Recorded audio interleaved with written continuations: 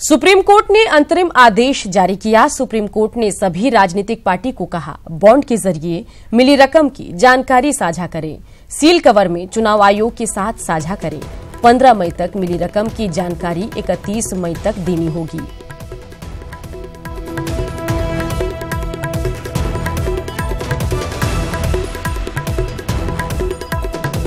Supreme court ने अंतरिम आदेश जारी किया है। सुप्रीम कोर्ट ने सभी राजनीतिक पार्टियों को कहा है कि बॉन्ड के जरिए मिली रकम की जानकारी साझा करें, सील कवर में चुनाव आयोग के साथ ये जानकारी साझा करें।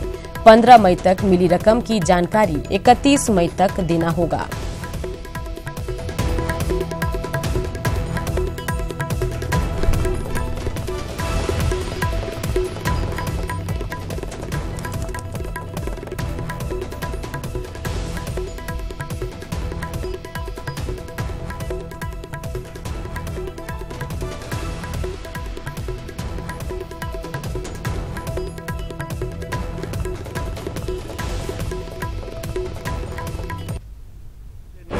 सुप्रीम कोर्ट ने इंटरिम निर्णय दिया है। इंटरिम जजमेंट, ये फाइनल जजमेंट नहीं है।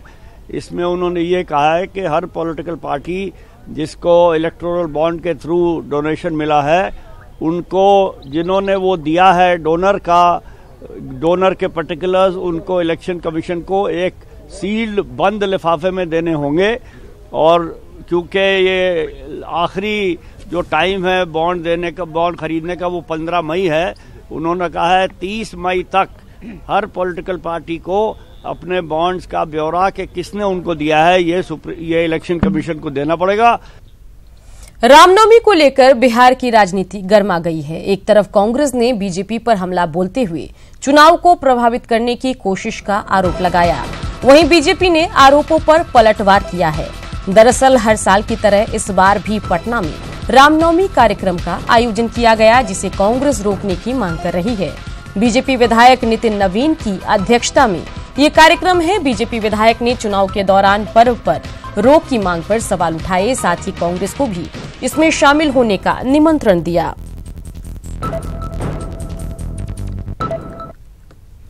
उससे जुड़े एमएलए नेता जिस तरह से रामनवमी के मौके पर शोभा यात्रा निकालते हैं और अपने पार्टी का प्रचार करते हैं और तलवारों को लेकर प्रदर्शन करते हैं हाथों में।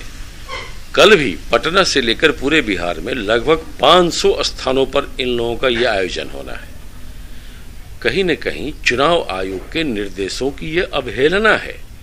आप कैंपेन में हम गए हुए हैं, सभी पार्टियां चुनाव लड़ रही हैं, आप किसी धर्म विशेष का प्रचार प्रसार या उसकी आड़ में आयोजनों में भाग नहीं ले सकते। चुनाव आएगा तो दिवाली, होली, ईद बंद हो जाए, छठ और रामनवमी बंद हो जाए।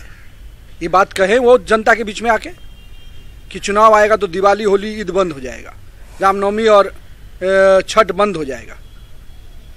दुर्भाग्य है कांग्रेस के मानसिक स्तर पर कि जिस प्रकार से राजनीति के अलावा के आईना में कुछ नहीं दिखता है उनको। न देश की सुरक्षा, न देश का संस्कृति, न देश के सम्मान, कुछ नहीं दिखता है, केवल अपनी राजनीति की रोटी देखते हैं। मैं तो प्रेमचंद मिश्रा जी को खुद निमंत्रण देता हूं और पहले भी निमंत्रण दिया है।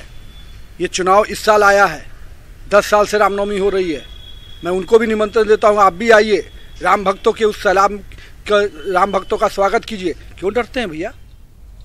लोकसभा चुनाव के पहले चरण का रण संपन्न हुआ। देश भर की 91 सीटों के साथ बिहार की 4 सीटों के लिए कल वोट डाले गए। लोकतंत्र के महापर्व में लोगों का उत्साह देखने लायक था। रिपोर्ट देखिए।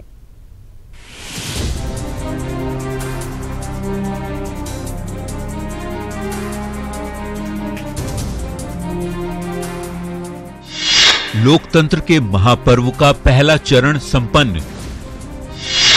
बिहार की 4 लोकसभा सीट के लिए डाले गए वोट।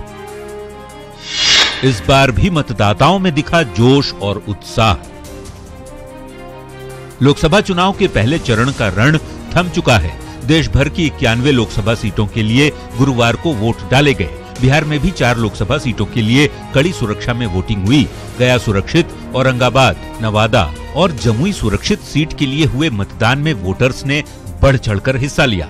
कुछ एक हिंसक घटनाओं को छोड़ सभी सीटों पर शांतिपूर्वक मतदान संपन्न हो गया। सबसे पहले बात नवादा की करते हैं, जहां मतदान को लेकर लोगों में जबरदस्त उत्साह देखने को मिला। ग्रामीण इलाकों में भी वोटर्स की लंबी कतारें दिखी, जबकि कुछ जगहों पर हिंसक तस्वीरें सामने आई। उग्रवाद प्रभावित कौवाकोल में असामाजिक तत्वों ने ईवीएम के कंट्रोल यूनिट को क्षतिग्रस्त कर दिया, तो वहीं कुछ जगहों पर दो गुटों के बीच झड़प भी देखने को मिली। जबकि घोस्तावा गांव में एक मतदान कर्मी को शराब के नशे में गिरफ्तार किया गया। बता दें कि इस सीट पर एलजेपी और आरजेडी के बीच सीधा मुकाबला है। एनडीए की ओर से एलजेपी के चंदन सिंह महागठबंधन उम्मीदवार आरजेडी की विभा देवी को टक्कर दे रहे हैं। जबकि जमुई लोकसभा क्षेत्र में भी मतदान को लेकर लोगों का उत्साह देखते ही बना। कई जगहों पर आदर्श मतदान केंद्र बनाए गए थे। यहाँ पहली बार मतदान कर रहे युवा वोटर्स में खासा उत्साह देखने को मिला। ऐसे वोटर्स को चुनाव आयोग की ओर से फूल भी गिफ्ट किए गए। बता दें, एनडीए की ओर से यहाँ एलजेपी के चिराग पासवान का मुकाबला महागठबंधन के आरएलएसपी प्रत्याशी भूदेव चौधरी के साथ है।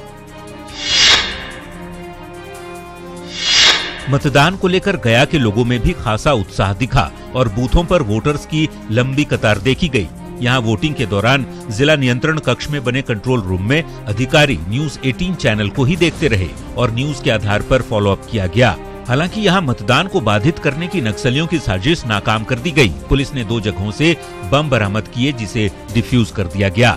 गया लोकसभा सीट पर मुख्य मुकाबला जेडीयू के विजय कुमार मांझी और हम प्रमुख जीतन राम मांझी के बीच है।